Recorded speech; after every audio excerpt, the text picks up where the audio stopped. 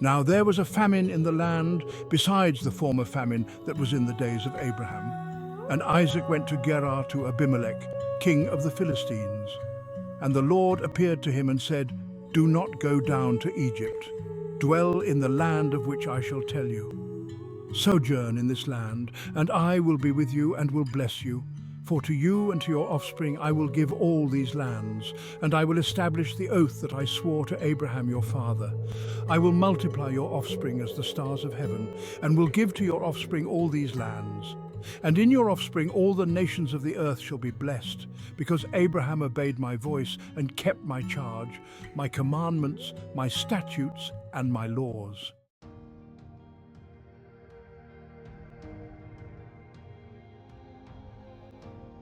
So Isaac settled in Gerar.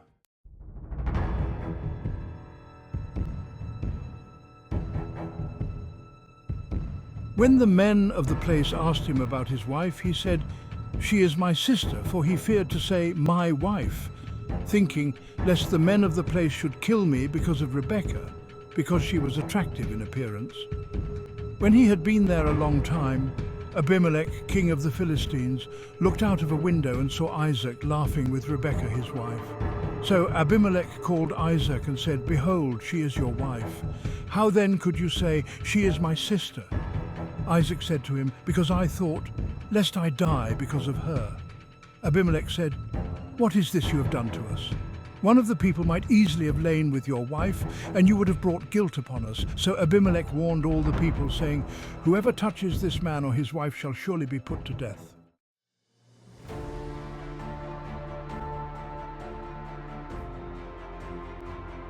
And Isaac sowed in that land, and reaped in the same year 100-fold.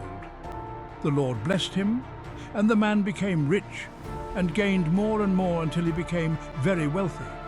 He had possessions of flocks and herds and many servants, so that the Philistines envied him.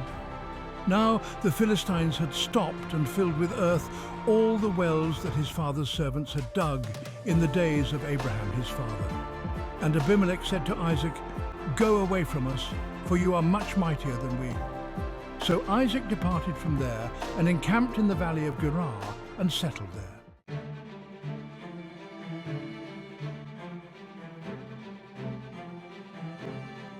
And Isaac dug again the wells of water that had been dug in the days of Abraham his father, which the Philistines had stopped after the death of Abraham. And he gave them the names that his father had given them. But when Isaac's servants dug in the valley and found there a well of spring water, the herdsmen of Gerar quarreled with Isaac's herdsmen, saying, "The water is ours." So he called the name of the well Esek, because they contended with him. Then they dug another well, and they quarreled over that also, so he called its name Sitnah. And he moved from there and dug another well, and they did not quarrel over it. So he called its name Rehoboth, saying, "For now the Lord has made room for us, and we shall be fruitful in the land." From there he went up to Beersheba, and the Lord appeared to him the same night and said, "I am the God of Abraham your father. Fear not, for I am with you, and will bless you and multiply your offspring for my servant Abraham's sake." So he built an altar there and called upon the name of the Lord and pitched his tent there, and there Isaac's servants dug a well.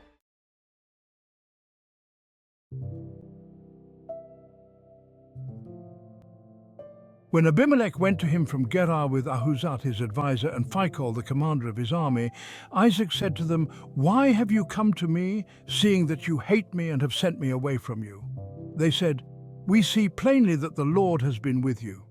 So we said, "Let there be a sworn pact between us, between you and us, and let us make a covenant with you that you will do us no harm, just as we have not touched you and have done to you nothing but good, and have sent you away in peace. You are now the blessed of the Lord." So he made them a feast, and they ate and drank. In the morning they rose early and exchanged oaths. And Isaac sent them on their way, and they departed from him in peace.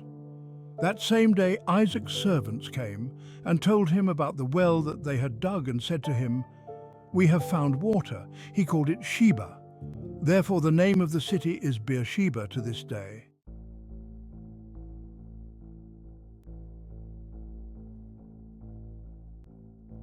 When Esau was 40 years old, he took Judith the daughter of Beeri the Hittite to be his wife, and Basemath the daughter of Elon the Hittite, and they made life bitter for Isaac and Rebekah.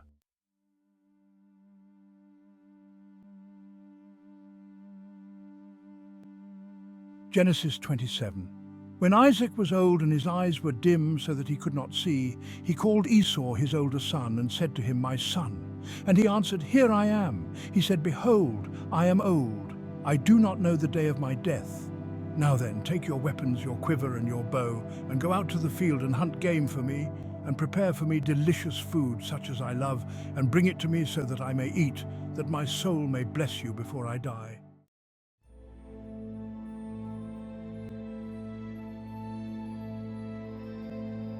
Now Rebekah was listening when Isaac spoke to his son Esau. So when Esau went to the field to hunt for game and bring it, Rebekah said to her son Jacob, "I heard your father speak to your brother Esau, 'Bring me game and prepare for me delicious food, that I may eat it and bless you before the Lord before I die.' Now therefore, my son, obey my voice as I command you. Go to the flock and bring me 2 good young goats, so that I may prepare from them delicious food for your father, such as he loves. And you shall bring it to your father to eat, so that he may bless you before he dies." But Jacob said to Rebekah his mother, "Behold, my brother Esau is a hairy man, and I am a smooth man. Perhaps my father will feel me, and I shall seem to be mocking him and bring a curse upon myself and not a blessing." His mother said to him, "Let your curse be on me, my son. Only obey my voice and go, bring them to me." So he went and took them and brought them to his mother. And his mother prepared delicious food, such as his father loved. Then Rebekah took the best garments of Esau, her older son, which were with her in the house, and put them on Jacob, her younger son. And the skins of the young goats she put on his hands and on the smooth part of his neck. And she put the delicious food and the bread which she had prepared into the hand of her son Jacob.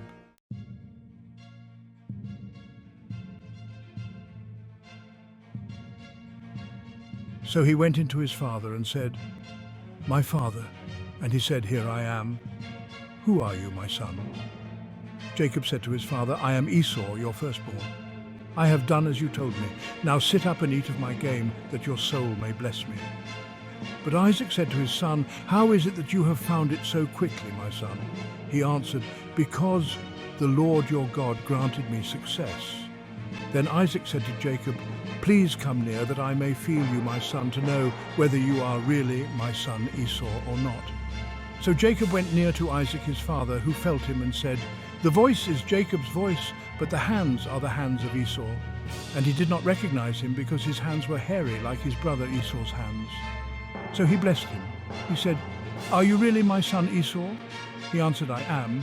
Then he said, "Bring it near to me, that I may eat of my son's game and bless you."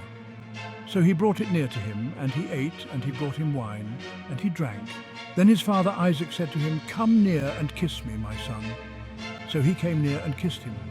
And Isaac smelled the smell of his garments, and blessed him, and said, "See, the smell of my son is as the smell of a field that the Lord has blessed.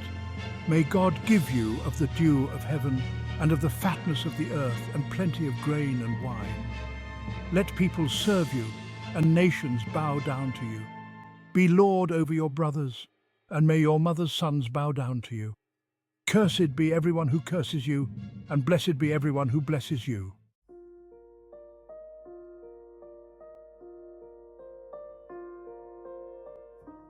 As soon as Isaac had finished blessing Jacob, when Jacob had scarcely gone out from the presence of Isaac his father, Esau his brother came in from his hunting. He also prepared delicious food and brought it to his father. And he said to his father, "Let my father arise and eat of his son's game, that you may bless me." His father Isaac said to him, "Who are you?" He answered, "I am your son, your firstborn Esau."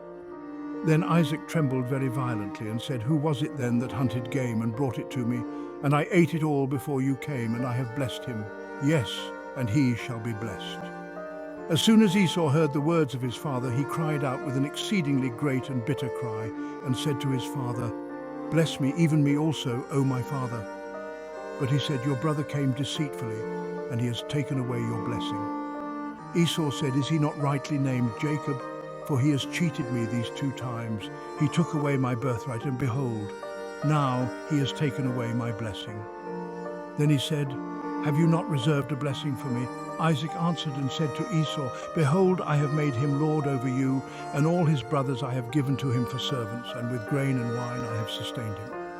What then can I do for you, my son?" Esau said to his father, "Have you but one blessing, my father? Bless me, even me also, O my father." And Esau lifted up his voice and wept. Then Isaac his father answered and said to him, "Behold, away from the fatness of the earth shall your dwelling be, and away from the dew of heaven on high. By your sword you shall live, and you shall serve your brother. But when you grow restless, you shall break his yoke from your neck."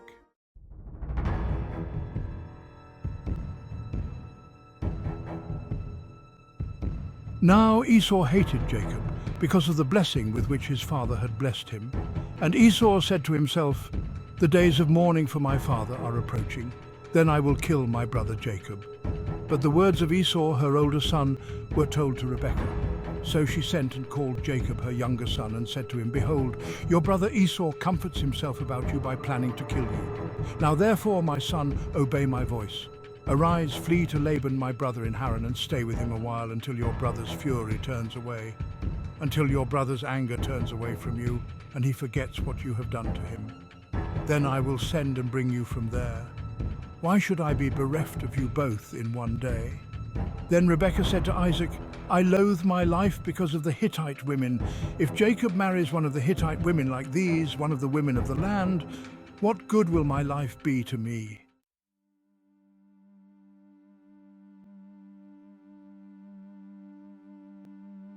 Genesis 28. Then Isaac called Jacob and blessed him and directed him, "You must not take a wife from the Canaanite women. Arise, go to Paddan Aram to the house of Bethuel, your mother's father, and take as your wife from there one of the daughters of Laban, your mother's brother. God Almighty bless you and make you fruitful and multiply you, that you may become a company of peoples. May he give the blessing of Abraham to you and to your offspring with you, that you may take possession of the land of your sojournings that God gave to Abraham." Thus Isaac sent Jacob away, and he went to Paddan Aram to Laban the son of Bethuel the Aramean, the brother of Rebekah, Jacob's and Esau's mother. Now Esau saw that Isaac had blessed Jacob and sent him away to Paddan Aram to take a wife from there, and that as he blessed him, he directed him, "You must not take a wife from the Canaanite women," and that Jacob had obeyed his father and his mother and gone to Paddan Aram. So when Esau saw that the Canaanite women did not please Isaac his father, Esau went to Ishmael and took as his wife, besides the wives he had, Mahalath, the daughter of Ishmael, Abraham's son, the sister of Nebaioth. Jacob left Beersheba and went toward Haran, and he came to a certain place and stayed there that night because the sun had set. Taking one of the stones of the place, he put it under his head and lay down in that place to sleep.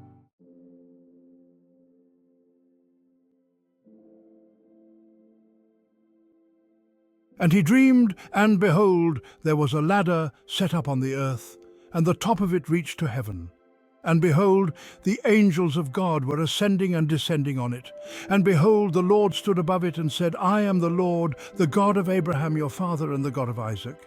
The land on which you lie I will give to you and to your offspring. Your offspring shall be like the dust of the earth, and you shall spread abroad to the west and to the east and to the north and to the south. And in you and your offspring shall all the families of the earth be blessed. Behold, I am with you, and will keep you wherever you go, and will bring you back to this land. For I will not leave you until I have done what I have promised you." Then Jacob awoke from his sleep and said, "Surely the Lord is in this place, and I did not know it." And he was afraid and said, "How awesome is this place! This is none other than the house of God, and this is the gate of heaven."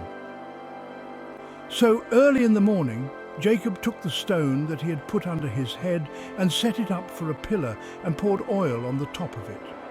He called the name of that place Bethel, but the name of the city was Luz at the first.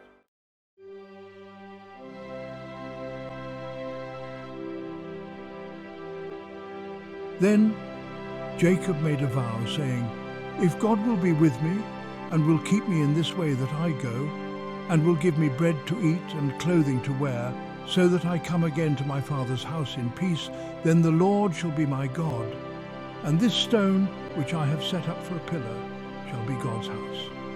And of all that you give me, I will give a full tenth to you.